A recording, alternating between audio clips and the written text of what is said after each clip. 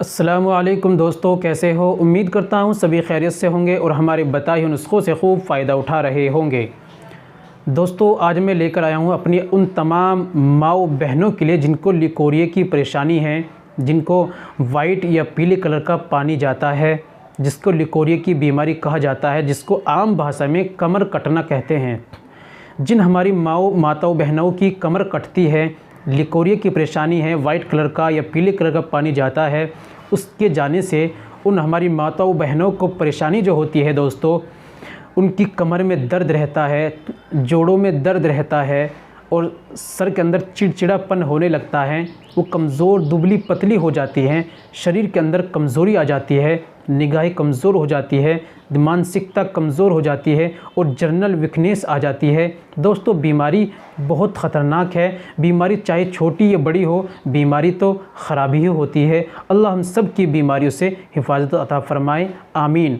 तो दोस्तों, जिन हमारी माताओं बहनों को कमर कटने की लिकोरिया की बीमारी है, उनके लिए एक छोटा सा बहुत ही बेहतरीन वाला नुस्खा है, जिसके इस्तेमाल से इंशाअल्लाह ये तमाम बीमारी, तमाम परेशानी बिल्कुल जड़ से ख़त्म हो जाएगी। चलिए जान लेते हैं कौन सा नुस्खा है और कैसे इस्तेमाल करना है।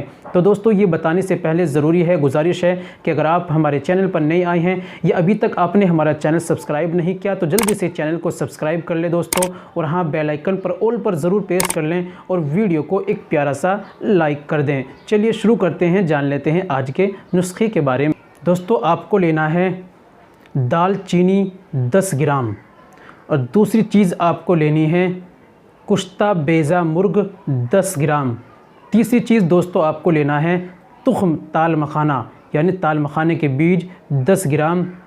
और दोस्तों, चौथी चीज़ आपको लेनी है बताशा, नॉर्मल जो बताशा होता है वो लेना है आपको 30 ग्राम। ये चारों चीज़ें आपको पंसारी की दुकान से 3 चीज़ें मिल जाएगी और एक बताशा आपकी किराने की दुकान पे आसानी से मिल जाएगा।